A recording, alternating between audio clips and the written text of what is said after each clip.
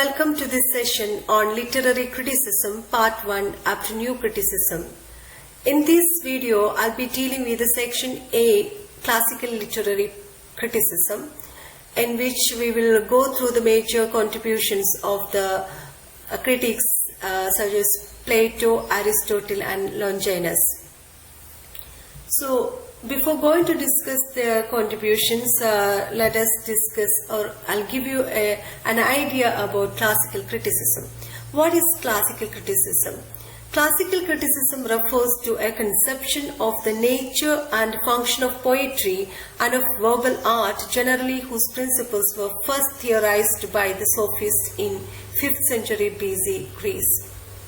Classicism, both as an art style and the first theory of art, was defined by the ancient Greeks, emulated by the Romans, and then continued to appear in various forms across the centuries. Historically, the periods most associated with classicism are the 5th centuries BC in Greece, with the writers such as Aristotle and Sophocles. The 1st century BC and the 1st century AD in Rome, with writers such as Cicero and Virgil. European classical literature or Greco-Roman literature encompasses a time span of more than 1,200 years. It includes Archaic Age, Classical Age, Hellenistic period and Roman or Latin literature.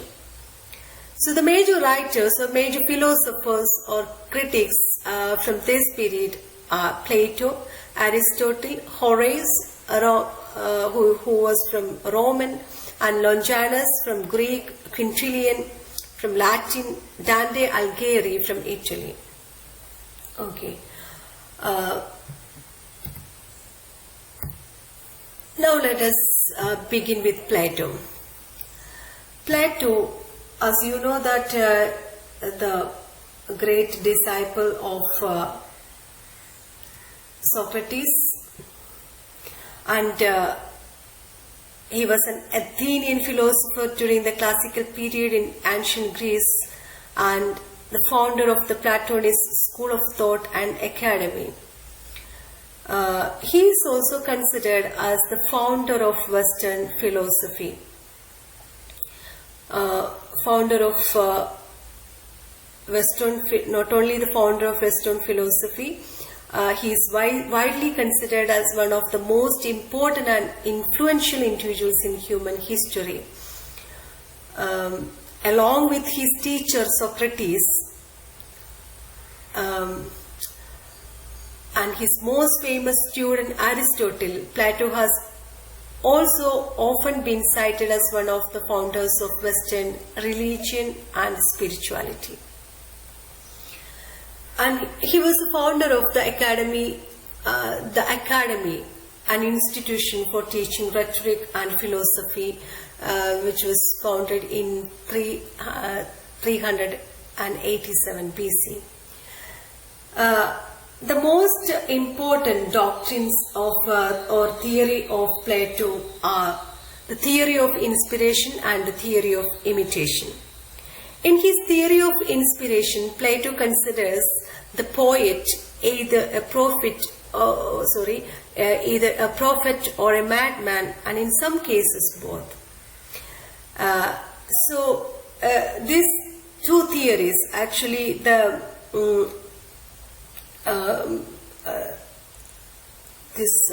Plato's theories, most of his theories have been found in his major work, The Republic.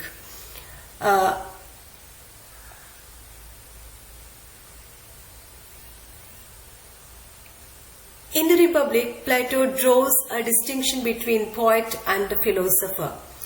In Plato's opinion,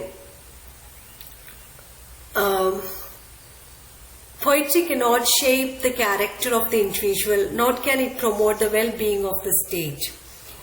Plato remarks that poetry is harmful to the people because it's rooted in falsehood. The poet deals with the appearance only, or rather the appearance of an appearance. He deals with the ever-changing world which can be perceived with the senses. You might have heard about his theory of imitation. The theory of imitation derived from painting is enforced by Plato on poetry. He elaborates his theory by stating that at the outset, the carpenter makes a chair which is an imitation of the ideal chair, also called the real or absolute chair in the mind of the carpenter. The painter who paints the chair offers a copy of that imitation, which is the carpenter has created. Thus, the work of the painter is the copy of a copy and therefore twice removed from the real chair or the ideal one. Just as the painter appeals to the eye, the poet uses words and rhythms that appeals to the ear. The poet as well as the painter recreates only an imitation of the appearance, which can be perceived with the senses. And he condemns poetry on three grounds. One is its poetic inspiration, the other one is the emotional appeal of poetry, and its non-moral character. And he believes that poetry is harmful to the people because it is rooted in falsehood. Poets like Homer and Hesiod must be banished from the ideal state. In this section, we have to study in detail book 2 and 3 of the Republic. The Republic is a book of 10 chapters. And Plato builds the argument for the necessity of an ideal state. In this book, the most of the theories of philosophy which were proposed by Plato for the necessity of an ideal state, the Republic and what it represents. So the major characters, actually this book, Republic, is a book structured as extended conversations that lead to a debate among a group of philosophers led by Socrates. Plato builds the argument for the necessity of an ideal state, the Republic, and the book is an exposition of Plato's philosophical concept of an ideal state. The major characters in this book are Socrates, the principal speaker in the series of exchanges who initiates Plato's doctrines. By doing so, Plato tries to immortalize his teacher and his preaching. And next one is Cephalus, a friend of Socrates, an old and wealthy businessman. Then Polemarchus, the son of Cephalus and the disciple of Lysias. And Thrasymachus, a sophist, teacher of specious rhetoric. Adeimantus, a young poet and an elder half-brother of Plato. And Glaucon, a young half-brother of Plato, whose name means old and gleaming eyes. Now let's move to book 2. I'll give you a brief of this book 2, in which Plato discussed the role of individual in his ideal state. Not only the role of individual, the role of education too. It is important to be socially responsible. He believes that every individual should be socially responsible. Otherwise, power could be misused and injustice would prevail. And this book deals with the matters related to the state, law and power. He announces that the formation of ideal state is more important at this stage, and the republic that is formed out of the needs of mankind and becomes the cornerstone of the republic. And he proposes certain philosophies, or he gives some idea about a better citizen or an ideal citizen, and he suggests that a single occupation that suits natural inclination is considered the best. And while discussing the education, he says that education should be streamed into music and gymnastic. Music is for soul and gymnastic for the body. He insists on censoring of fiction, debunking bad fiction that the guardians of the state could be exposed to, and protect them from false representations of human life. He always feels that the fiction may be misleading his citizens. It is necessary to censor artists and poets to bring out the best poetry that would benefit the citizens, especially the guardians of the state. And interesting thing is that beauty, pleasure and love for their own sake are rejected, and corruption cannot be overlooked. In book 3, he discusses the role of arts in education. Socrates discusses poetic narratives and firmly denounces libellous poetry and fiction because it would be harmful at the initial stages of education of the guardians of the state. Poetry and fiction, libellous poetry and fiction, that will be misleading thing that will badly influence the guardians of the state. He believes like that. Beauty and pleasure and laughter for their own sake are rejected, and he always rejects the lighter part of the life like beauty, pleasure, laughter, and these are not suited for a better citizens, and he does not encourage this kind of lighter emotions and feelings. And in this book he dramatizes the struggles between good and evil. And for convincing his ideas, he narrates the Phoenician tale, a myth related to the state. And in that story, he says that the citizens of the state are the sons of a mother, and they are extremely fond of their state. The individual qualities of the characters are a mix of metals ranging from gold to brass and iron. A citizen of gold are the worthiest of the lot and beloved of the state, a golden character, and the others are placed according to the social hierarchy. So this is all about Plato. Now let us move to Aristotle. Aristotle's notable works include Physics, Metaphysics, Nicomachean Ethics,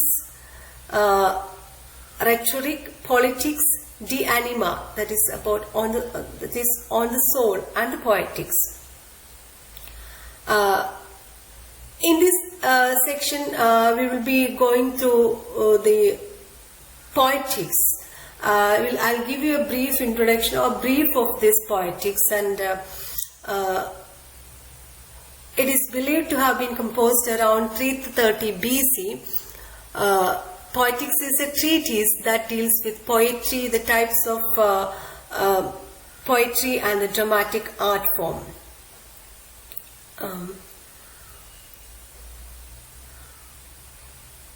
It is divided into 6 parts, with chapters that exclusively deals with one form of art or the other. Poetics although offers a framework that gives the reader a view of Aristotle's unique knowledge of art and literature. These are the sections, the design of Poetics. It is divided into 6 sections, and section 1 includes the chapter 1 to 5. It includes his observations on imitation and the classification of poetry. Section 2, chapters 6 to 19, elaborate discussion on tragedy and its elements. Section 3, chapter 20 to 22, elaboration of poetic diction, and section 4, chapter 23, narrative poetry and tragedy. Section 5, chapters 24 to 26, the epic in comparison with the tragedy. And last section, section 6, includes the chapters 25, objections against poetry and Aristotle's defense of poetry. Section 1, chapter 1 to 5. I'll just give you a brief ideas of the major points which are discussed in this section. In these chapters, mostly includes his observations on imitation and the classification of poetry. here Aristotle gives a loftier position to imitation than Plato does. For Plato, imitation is just a trivial kind of thing, but for Aristotle it is a loftier kind of thing. Imitation is not. Imitation is such a loftier act. Aristotle categorizes poetry into heroic and satiric. He believes that tragedy develops from the heroic and comedy from the satiric. He classifies the fine arts on the basis of three criteria: the medium of imitation, the object of imitation, and the manner of imitation. Poetry is he divides poetry into epic and the dramatic according to the manner of its imitation. And then in the case of dramatic poetry, it is then classified into tragedy and comedy on the basis of the medium of imitation. According to Aristotle, poetry has its origin in four basic human instincts. The first one is the natural human instinct to imitate things as children do.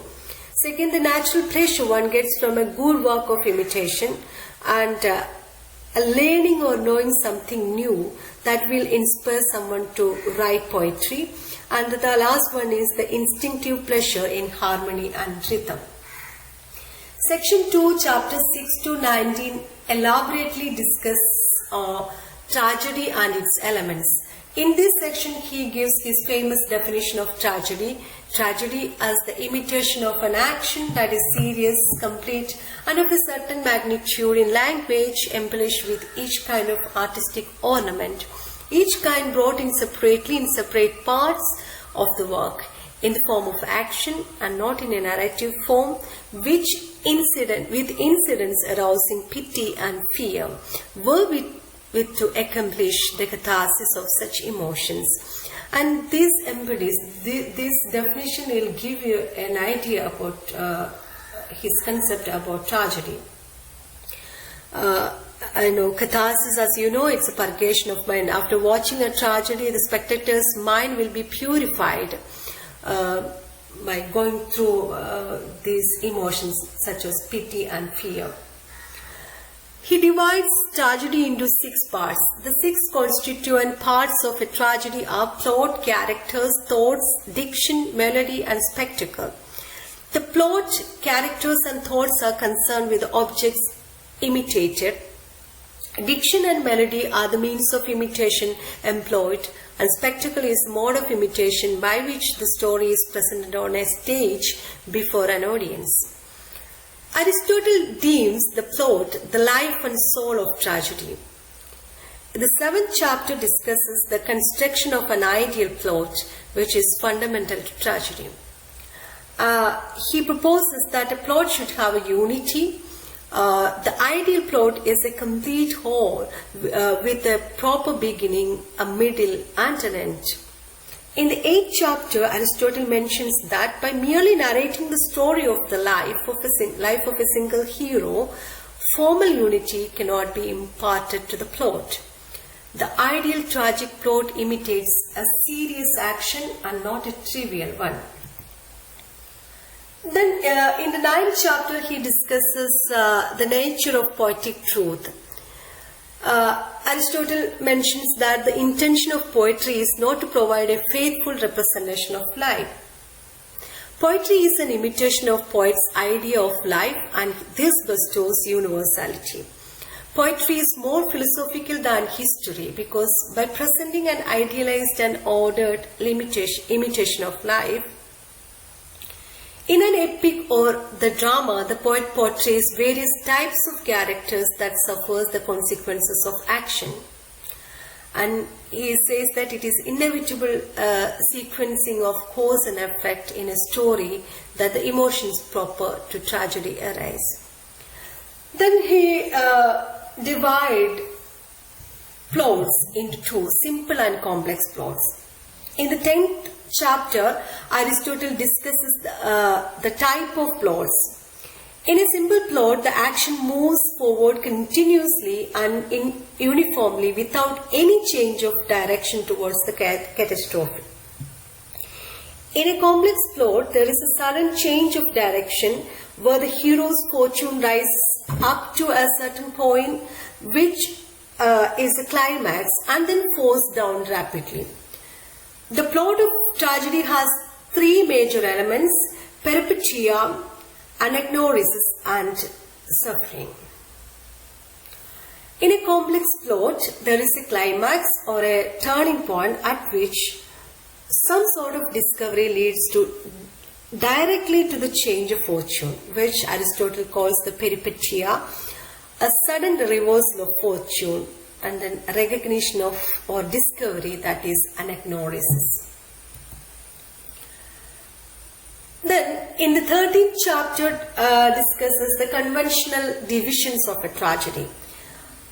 He divides tragedy into 6 parts. That is, one is prologue, the entire part which precedes the parade of the chorus, and second one is parade, the entrance song of the chorus. Third one, episode, the entire part of a tragedy placed between the complete choric songs. Episode is the equivalent of an act in a drama. Then Stasimon is a choric ode. Then Komos, the mourning of the chorus and the actors together. The last one is Exode, the entire part of the tragedy after the final song of the chorus. In the 30th chapter also elaborates the quality of an ideal tragic hero. The ideal hero must be a person who is neither villainous nor impeccably good and just. On the whole, he should be a good man with ordinary human flaws and frailties. He would be an ordinary person, and pity and fear would be aroused by his misfortunes, that is from his own actions. Aristotle uses the word hamartia, which means error of judgment or miscalculations, rather than moral weakness or depravity, as interpreted by several critics, that you might have seen in the famous Shakespearean drama Othello. Othello's miscalculation, error of judgment entered his tragic death. So the ideal tragic hero must be a prosperous and famous person like Othello, Macbeth, and he must be a person from an eminent family occupying a higher social status, because the fall of such person is more likely to attack the tragic emotions than the fall of a person not so eminently placed, as we can see in Hamlet. Depending on the 4 integral elements of a tragedy, Aristotle identifies 4 kinds of species of tragedy. The complex tragedy with the reversal, peripeteia, and recognition, anagnorisis. The second one is the tragedy of suffering that portrays destructive events such as death, calamity, and fatal wounds, and so on. The agonizing effect of the tragedy is evolved by the pitiable and fearful nature of the incidents depicted. The tragedy of character, in which character's deportment is revealed through the speeches made throughout the drama. Tragedy of spectacle is where the sensational effects produced by the characters, the costumes, use of mechanical and artificial effects, the incredible adventures portrayed, the larger-than-life characters, and the bizarre scenes of action are perceived in a world outside the normal one, often involving the supernatural. Now, then he discusses the significance. Now let us see the significance of Poetics. The Poetics is one of the most influential books that discards Plato's dialectic method because of its inadequacy in reaching a positive and coherent statement of truth. The methods explained in the treatise are exploratory in nature. There is no assertion of a predetermined notion, and a rationale is built throughout the compilation. The drawbacks of Poetics are the handling of subjects mentioned is disproportionate. Lyric poetry has been ignored because Aristotle considers it more suited to music than poetry. The comedy and the epic have not been given due importance in his Poetics. A large part of the discussion in poetics is solely devoted to tragedy, and the focus is on the nature of the plot and the effects of tragedy.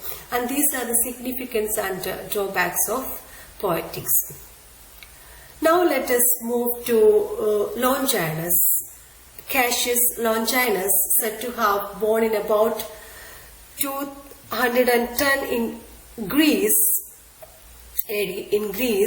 and also recorded to be lived in the era between 213 and 273 AD. The existence of the work on Sublime as an essay published around the year 100 CC has been undoubtedly confirmed by literary scholars. On the Sublime apparently dates from 1st century AD because it was a response to a work of that period by Caecilius of Collecte, a Sicilian rhetorician. As a first attempt, Longinus composed the essay on Sublime as an epistolary piece to please Terentianus, the Latin grammarian, writer on prosody, and also an established teacher who lived in the end of 2nd century AD.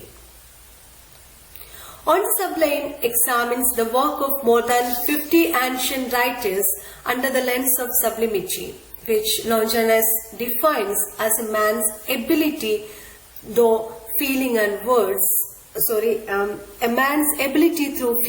words to reach beyond the realm of the human condition into greater mystery.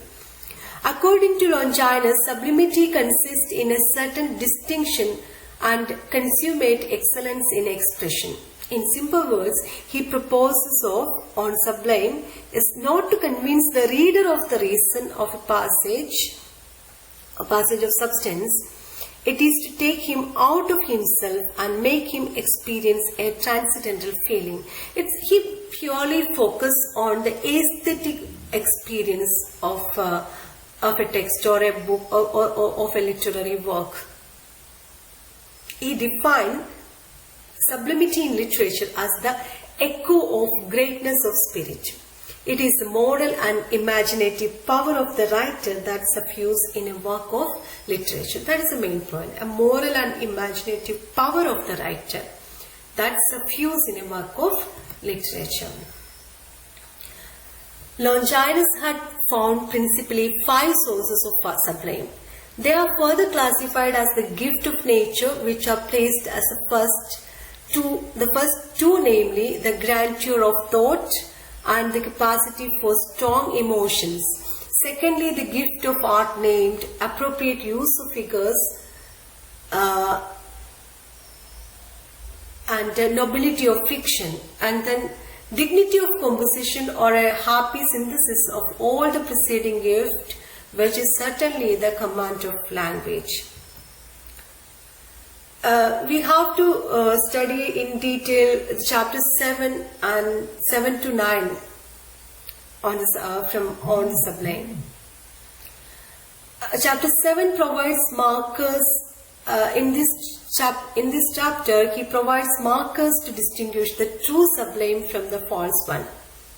The true Sublime uplifts the soul and fills the mind with joy. The appeal of true Sublime is possible to resist, for it stands the test of time and always remains memorable. False Sublime, which is superficial, however, gives an impression of grandeur by the use of excessive ornamentation. The 3 sound pragmatic tests for greatness or sublimity. He proposes 3 sound pragmatic tests for greatness or sublimity in writing. In chapter 8 examines the 5 principal sources of sublimity. The 5 sources of language are: the first one is grandeur of thought. Second, a vigorous and spirited treatment of the passions. Third, a certain artifice in the employment of figures, which are of 2 kinds, figure of thought and figures of speech. And fourth one is dignified expression, which is divided into the proper choice of words and the use of metaphors and other ornaments of diction. And fifth one is majesty and elevation of structure.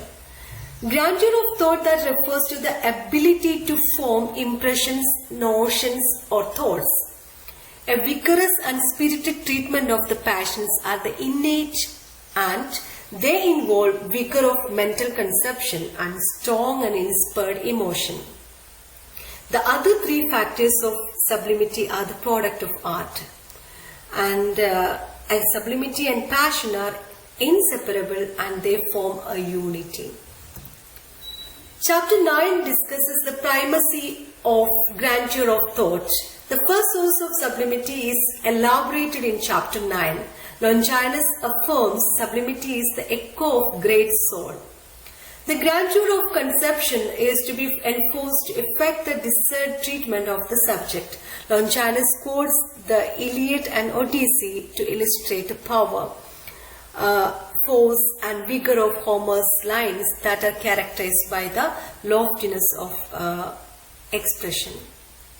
So we have almost covered major classical literary critics and the works, and please go through your study materials and the link provided in the study materials, and you will get an idea about classical literary criticism, and I think our SLM will extensively discusses the major theories and major philosophies of literary critics and in detail. So please go through it and read more books, which are books, and refer more books and texts for giving a profound idea about literary criticism. Thank you very much.